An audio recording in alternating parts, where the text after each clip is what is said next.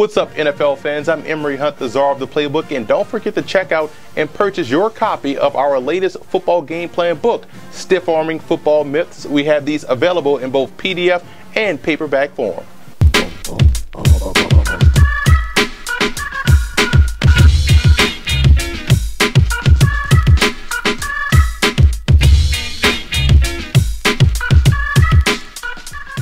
Welcome to FootballGamePlan.com, where football makes sense. I'm Emory Hunt, the czar of the playbook, bring you my 2015 NFL Draft Prospect Rankings video. We're taking a look at the inside linebackers, and we're going to look at my top 10, some small school prospects, as well as some sleepers that you want to keep an eye on.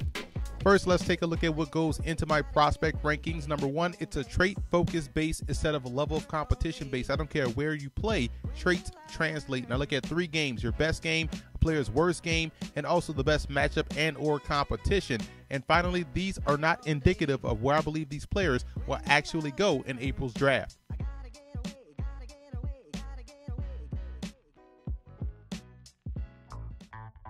Eric Kendricks of UCLA is my number 1 rated inside linebacker in this year's draft class. He has good all-around game, complete understanding of the passing game, and he's a very good open field tackler. And I also believe he's scheme diverse, meaning he can play inside in a 3-4 or your traditional Mike backer in a 4-3. Now he has to explode his hips through his tackles, and I believe he's an okay blitzer. But if you look at a comparison for his game, look no further than Sean Lee that plays for the Dallas Cowboys. Stephon Anthony out of Clemson compares favorably, in my opinion, to Rolando McClain of the Dallas Cowboys. He's 6'3", 243 pounds, and graded out as a second-round prospect. He pursues the ball very well. He's a very good blitzer, and I think he's solid on both ends of defense, and he gets great run fits. Now, he takes too many false steps, and he can get handsy in coverage. A lot of that will become penalties as a pro, but overall, solid game, and was a very productive player for Clemson throughout the course of his career. I'm a big fan of Curtis Grant's game out of Ohio State. 6'3", 240 compares, in my opinion, to Stephen Tulloch of the Detroit Lions. What I like about his game, he plays fast, and that's what you want to see from a linebacker. He plays fast, he stacks and sheds very well, he's good in the box, he doesn't take any false steps. Now, he's a little stiff-hipped, and he has marginal coverage ability, so he may only be a 2-down type backer, but overall, very good linebacker coming out of the Big Ten this year. The first thing that jumps out at you about Denzel Perryman out of Miami at 5'11", 235 is how explosive of a tackler he is. He's what you call a hitter from the linebacker position. He can stack and shed and plays extremely well downhill. Now, he struggles in pass defense, doesn't really understand the route combinations and coverages. He tends to be lost a little bit, and he's not as good in space as you would like athletically. But this is a guy, again, 2-down backer that can strike you or strike the ball carrier very well. I think he definitely has a long future as a pro. In my opinion, Zach Vigil out of Utah State at 6'2", 235 may be one of the most underrated defensive prospects in this year's draft class. This is a guy that plays a lot like James Laurinaitis of the St. Louis Rams, and I saw this up close and personal down this year at the East-West Shrine game. He is always around the football on both ends. I believe he's a 3-down backer. He has good instincts and is a great open field tackler, and I think he got better each and every season. Now, he tends to be hesitant when he's blitzing. He tends to think out there, and that's something you can't have as he moves forward. He takes a lot of false steps, which could get you in a lot of trouble at the next level. So overall, solid second-round grade coming out of the Mountain West Conference.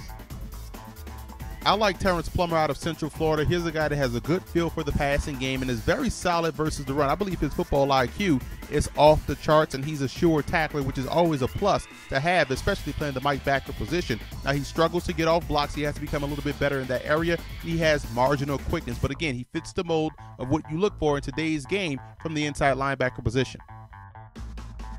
Ben Heaney out of Kansas, got the chance to see him live at the East-West Shrine game this year. He's great in space on both ends of defense, whether it's playing the run on the perimeter or dropping back in pass coverage. He can do it on both ends. He can get deep. He can cover backs. He also has good acceleration to the football. The problem is he struggles to take on blocks, and he's not as stout as far as run fits are concerned. But if you're looking for a guy that can be a nickel backer from the inside, look no further than Ben Heaney coming out of the Jayhawks program. Forget all the combine testing and lack of 40 speed, but when you look at Paul Dawson out of TCU, he has very good instincts. When he's allowed to attack downhill, he's excellent. He's very good, in my opinion, in that capacity. Now, he's a better football player than an athlete, so you got to have to ignore the numbers, but when you watch him play football, you'll see a great football player. Now, he plays too high, he doesn't get good run fits, and he struggles to get off blocks. All of that ties into him playing high and not being that much of an athlete. But again, a guy that plays football very well, and I think he definitely has a bright future. Injuries curtailed DJ Lynch's season this year, but when you go back and look at his games from his sophomore season and junior season, you see a guy that was highly productive, good blitzing ability, and is fundamentally and technically sound. Now, his over-aggressiveness tends to lead him to whiff on tackles and miss plays, but again, if he can calm down that aggressiveness, play with a little bit more control, you have a very dynamic player, and I think he's worthy of a 4th-round grade.